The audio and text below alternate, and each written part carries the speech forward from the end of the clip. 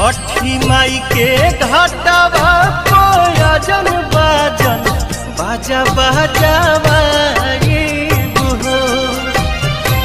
छठी माई के घाटवा कोयजन बाजन बाजा बजावाइबो हो। गोदिया में होई है बालकवा अर्घ देव